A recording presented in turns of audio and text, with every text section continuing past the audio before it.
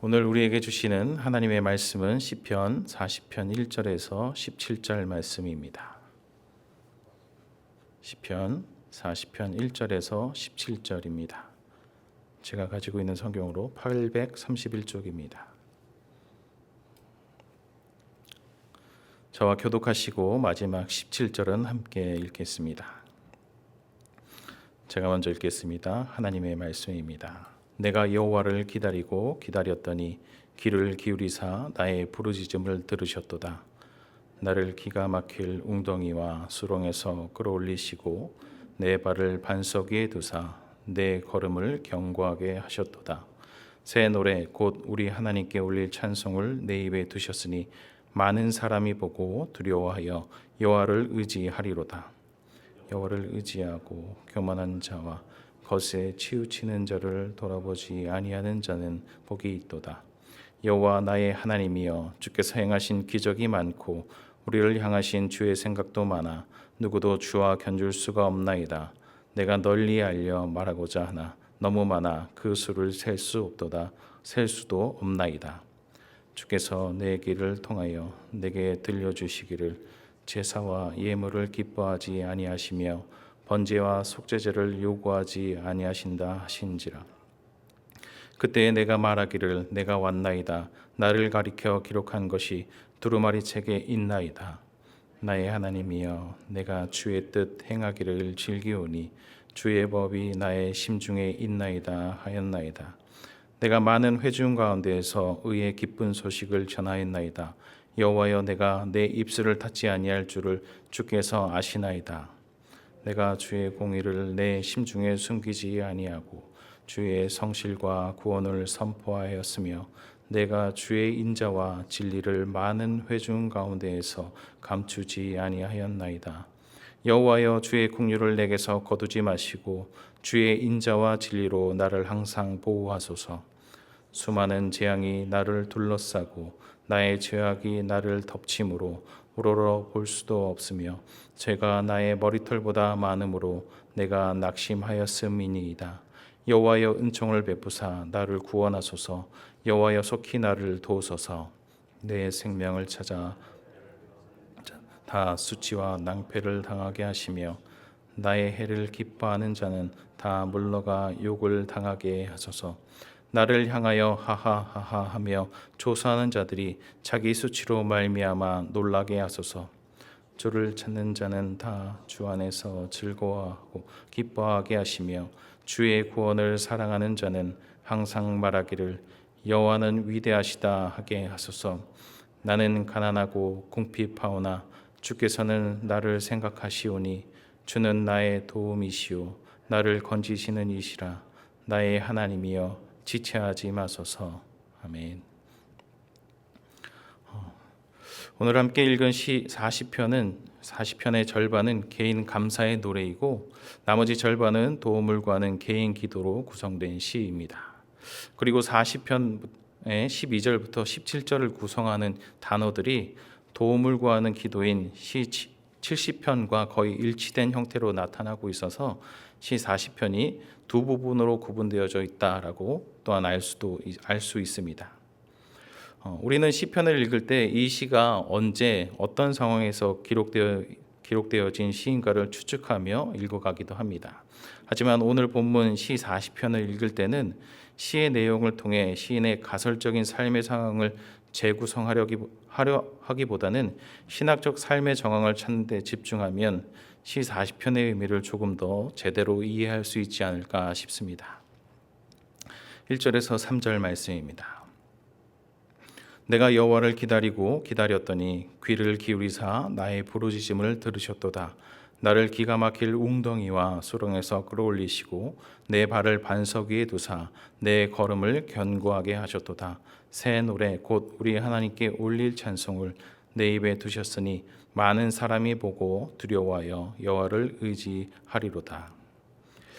이 시를 기록한 다윗은 시를 시작하면서 감사의 노래를 부릅니다. 일반적인 감사의 노래가 그렇듯이 위기의 때와 그 위기에서 시인을 구원한 하나님의 도움을 회상하는 것으로 시를 시작합니다. 여기서 기억하고 있어야 할 점은 시인이 말하고 있는 대상이 다른 사람들이다라는 것입니다. 하나님께 하는 기도가 아니라 하나님에 대한 말, 즉 간증을 하고 있다라는 것입니다. 1절을 보면 개역개정 성경에서 내가 기다리고 기다렸더니로 번역된 카우위티가 원어 성경에서는 가장 앞에 나옵니다. 카우오와 카우위티는 동일한 어근에서 파생된 단어로 맹목적이거나 막연한 기다림이 아니라 어떤 일이 이루어질 것에 대한 확고한 신념을 가지고 참을성 있게 기다린다는 뜻을 가지고 있는 단어입니다. 그리고 비슷한 뜻의 단어가 반복적으로 사용되었다는 것을 통해 시인의 간절함이 강조되고 있다라고 볼 수 있습니다. 그리고 그 간절한 기다림의 주체는 여호와라는 목적어를 통해 시인이 기다리고 기다렸다는 것은 다름 아닌 과거에 자신의 기도와 간구를 들으셨던 하나님이다라는 것을 알 수 있습니다. 그리고 그렇게 계속해서 기다렸다라는 것은 문제 해결을 위함이 아니라 과거 문제 해결이 전적으로 여호와 하나님의 도우심을 통해 가능했기에 문제 해결자 되시는 하나님을 구하고 하나님과의 인격적인 교류를 강구하고 있는 것입니다. 또한 여기에는 자신의 문제 해결과 관련해 자신의 의지나 소원보다 하나님의 뜻과 방법대로 그것들이 해결되기를 바란다는 의미도 내포되어 있기도 합니다. 그렇게 시인은 하나님의 때와 뜻을 기다렸지만 이를 속히 이루어 주시길 바라는 심경으로 간곡히 부르짖기를 병행하였음을 1절 하반절에 있는 부르짖음이라는 말을 통해서 알 수 있습니다. 다윗이 하나님의 때와 뜻을 생각하며 인내하며 부르짖었을 때 하나님께서 시인의 부르짖음을 들으시고 그 부르짖음에 귀를 기울이셨다라고 말합니다. 즉 하나님께서 구체적으로 응답하셨음을 말하고 있습니다. 그리고 그 구체적 응답이 2절에서 나타나고 있습니다. 2절에서 다윗은 자신이 하나님으로부터 구원받기 전의 상황이 기가 막힐 웅덩이와 수렁이라고 말합니다. 이것은 죽은 자가 있는 곳, 하나님과 분리된 장소를 가리키는 단어들을 사용하여 너무나도 어려운 상황에 있었음을 말하고 있는 것입니다. 그러나 그런 절망적인 상황에서 다윗은 하나님에 의해 구원받았음을 사람들에게 간증하고 있습니다. 나를 끌어올리시고로 번역된 히브리어 와이야 알레니인데 이것을 직역하면 그가 나를 즉각적으로 끌어올리셨다입니다. 즉 이 말은 1절에 나의 부르짖음을 하나님께서 들으셨다는 것과 연결해 보면 하나님께서 다윗의 부르짖음을 들으시자마자 즉각적으로 응답하셨다라는 그런 의미를 내포하고 있는 것입니다. 그리고 하나님께서 하나님과 분리된 절망적인 상황 속에 있던 다윗을 끌어올리셔서 발을 반석 위에 두고 걸음을 견고하게 하셨다라고 다윗은 간증합니다. 반석과 같은 견고한 기반 위에 서 있는 이미지와 비틀거림 없이 견고한 걸음 이미지는 모두 보호와 구원, 안전에 대한 이미지를 말하는 것으로 하나님께서 완벽한 보호와 은총을 주셔서 그 삶이 완전히 새롭게 되었음을 말해주고 있는 것입니다. 우리의 하나님은 이러한 하나님이십니다. 우리의 삶의 형편과 모습이 너무나 힘들고 어려울지라도 하나님의 때와 뜻을 기다리며 하나님의 도우심을 바라는 기도를 올려드릴 때 하나님께서는 하나님의 때에 하나님의 방법으로 우리를 웅덩이와 수렁에서 건져 올리시고 우리의 삶이 흔들리지 않도록 우리를 보호하시고 은혜 위에 은혜를 내려주실 것입니다. 그리고 그때 우리는 더욱 힘껏 하나님을 찬송할 수 있게 될 것이고 우리 주변의 이웃들은 우리의 모습을 통해 하나님을 경외하게 될 것입니다. 이어서 4절부터 11절 말씀입니다. 여호와를 의지하고 교만한 자와 거짓에 치우치는 자를 돌아보지 아니하는 자는 복이 있도다. 여호와 나의 하나님이여 주께서 행하신 기적이 많고 우리를 향하신 주의 생각도 많아 누구도 주와 견줄 수가 없나이다. 내가 널리 알려 말하고자 하나 너무 많아 그 수를 셀 수도 없나이다. 주께서 내 귀를 통하여 내게 들려주시기를 제사와 예물을 기뻐하지 아니하시며 번제와 속죄제를 요구하지 아니하신다 하신지라. 그때에 내가 말하기를 내가 왔나이다. 나를 가리켜 기록한 것이 두루마리 책에 있나이다. 나의 하나님이여 내가 주의 뜻 행하기를 즐기오니 주의 법이 나의 심중에 있나이다 하였나이다. 내가 많은 회중 가운데에서 의의 기쁜 소식을 전하였나이다.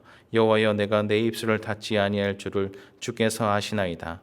내가 주의 공의를 내 심중에 숨기지 아니하고 주의 성실과 구원을 선포하였으며 내가 주의 인자와 진리를 많은 회중 가운데에서 감추지 아니하였나이다.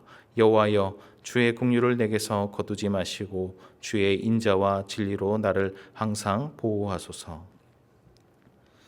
하나님을 찬양하는 사람이 새로워진 찬양으로 하나님을 찬양하는 일은 감사의 노래에서 일반적으로 나타나는 모습입니다.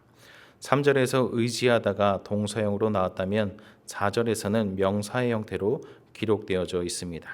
그래서 의지한다는 것이 사람이 행동을 취하거나 취하지 않는 것으로 묘사되기도 하고 어떤 일을 하거나 하지 않을 때 취하는 태도로 묘사되기도 합니다. 두 가지 경우 다 의지하는 부분에서 관계적 측면이 강조되어 의지하는 것, 믿는 것이 누군가에게 자신을 관계적으로 헌신하는 의미가 되어집니다. 그래서 이 시는 시편 전체에서 일관되게 말하는 것과 동일하게 의지할 만한 유일한 대상이 여호와이심을 말합니다. 그리고 반대로 다른 대상을 의지하거나 믿는 것은 거짓을 섬기는 것이라고 말합니다. 쉽게 말해 거짓 신을 섬기는 것이 잘못이다라고 말하는 것입니다. 거짓 신이 잘못된 이유는 그것들이 거짓말을 하기 때문입니다. 그리고 거짓 신들에게는 신뢰 관계를 유지할 신실함이 없습니다. 그래서 인생에서 행복한 길을 취하는 자는 여호와 하나님을 의지할 뿐만 아니라 다른 믿음의 대상에게 향하거나 치우치지 않는 사람입니다.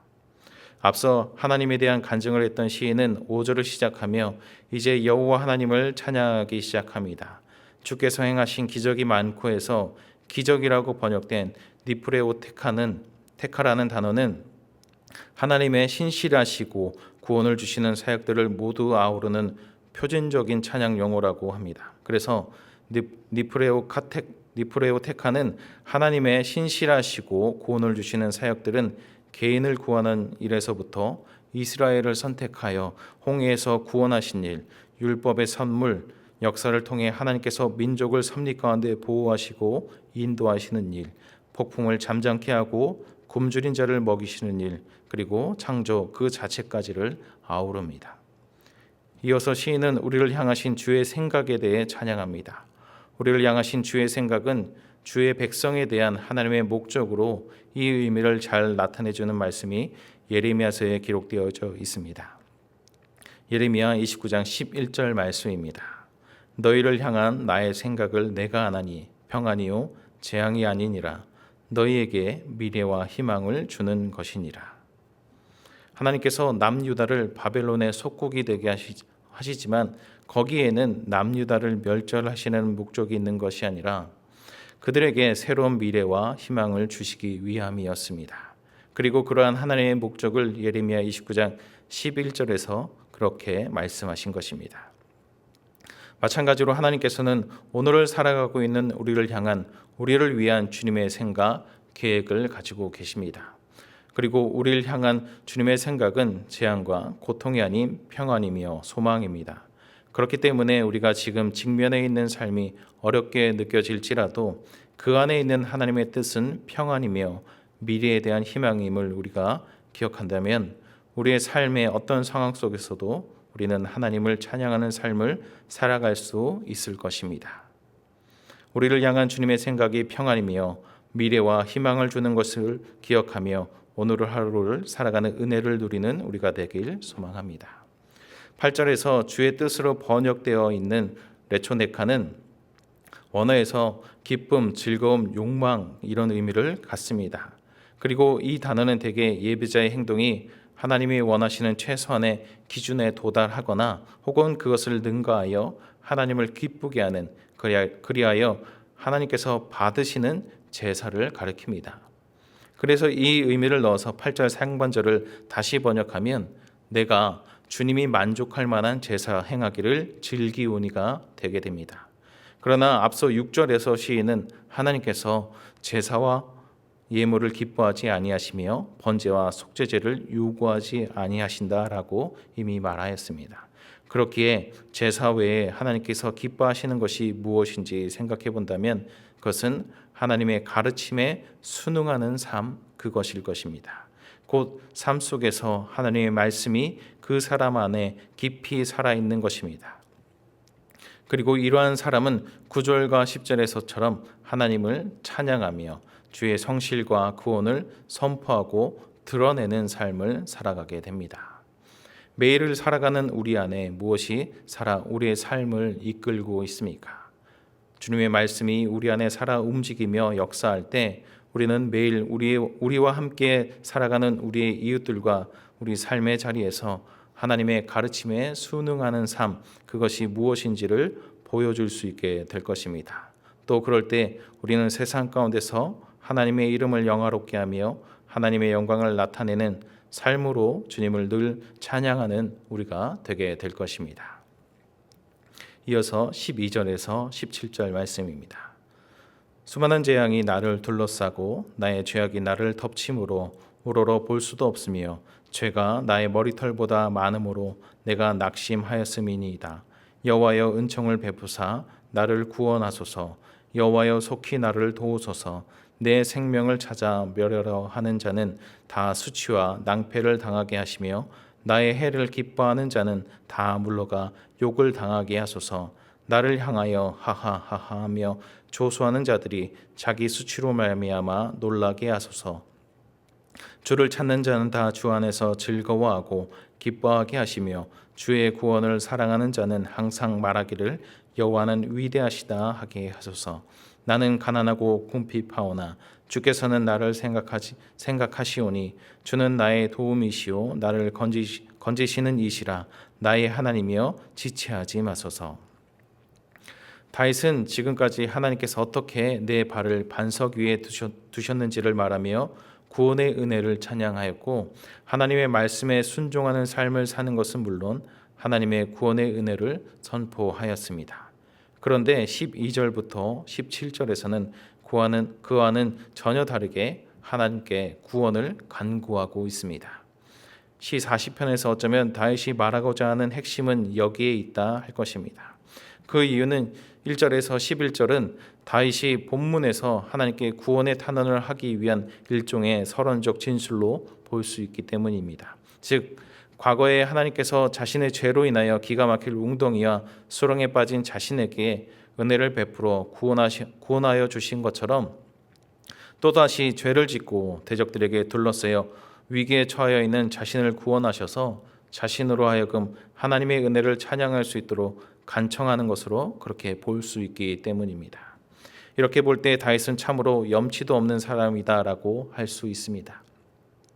왜냐하면 다윗은 하나님의 크신 은혜로 기가 막힐 웅덩이와 수렁에서 구원을 받고도 또 죄를 범하였기 때문입니다.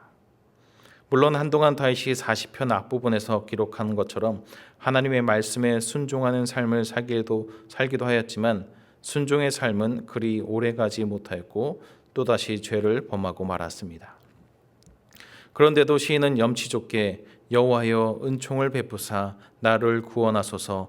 여호와여 속히 나를 도우소서라며 다시금 하나님께 자기를 구원하여 주시길 간구하는 모습을 보였습니다. 그런데 사실 다윗의 이러한 모습이 그의 위대한 모습이다라고 할 수 있을 것입니다. 비록 죄를 범하기는 하였지만 하나님의 징계를 받을 때에는 회개할 줄 아는 사람이었고, 또 하나님의 징계에도 불구하고 하나님을 끝까지 신뢰하고 구원의 은혜를 사모하는 진정한 신앙인의 모습을 보였기 때문입니다. 우리들은 하나님의 은혜를 잊고 죄의 고통에서 구원을 받았다고 해도 내일 또다시 죄를 범할 가능성이 있는 연약한 인간입니다. 그래서 우리는 적어도 하나님 앞에서는 다윗처럼 염치가 없어야 할 것입니다. 그래서 우리는 적어도 하나님 앞에서 다윗처럼 염치가 없어야 할 때 염치가 없을 때 우리는 다윗처럼 회개하며 또 언제나 주님을 신뢰하며 용서의 은혜를 사모할 수 있게 될 것이고, 또 용서의 은혜를 사모할 때 십자가 대속의 은혜를 우리는 넉넉히 경험하게 될 것입니다. 하나님은 우리가 죄를 범하면 징계하기는 하시지만 인자하심이 풍성하시고 영원하시기 때문에 우리가 죄를 회개하며 용서를 구하기만 하면 우리의 지나간 죄를 기억하지 않으시고 용서해 주십니다. 그러므로 우리의 연약함으로 말미암아 지은 죄와 그로 인한 위기로 인하여 낙심하지 마십시다. 오히려 그러므로 이런 하나님의 은혜 앞에서 여호와는 위대하시다라고 찬양하십시다. 그렇게 우리가 우리의 연약함 앞에서 낙심하지 않고 우리의 연약하고 궁핍한 모습, 우리의 그 모습을 주님 앞에 내려놓을 때 우리 자신과 우리 교회가 날이 갈수록 하나님의 선한 일을 하는 하나님의 작품다운 작품으로 가꾸어져 가게 될 것이며 우리의 오늘 하루는 그리고 앞으로의 2025년은 주님의 풍성한 은혜와 긍휼로 가득 차게 될 것입니다. 함께 기도하시겠습니다. 은혜와 자비가 풍성하신 하나님, 오늘도 우리를 기가 막힐 웅덩이와 수렁에서 건져주시고 견고한 반석 위에 세워주시는 은혜에 감사드립니다. 우리의 삶 속에서 때론 죄를 반복하여 짓고 넘어질 때가 많지만 다윗처럼 염치 없이라도 십자가 대속의 은혜를 끝까지 바라보게 하여 주옵소서. 그래서 우리의 지나간 허물을 기억하지 않으시고 용서하시는 하나님의 인자하심을 붙들고 여호와는 위대하시다라고 찬양하는 오늘 하루 설 명절, 앞으로의 2025년 우리의 삶이 되도록 은총을 더하여 주시옵소서. 예수님의 이름으로 기도드립니다. 아멘.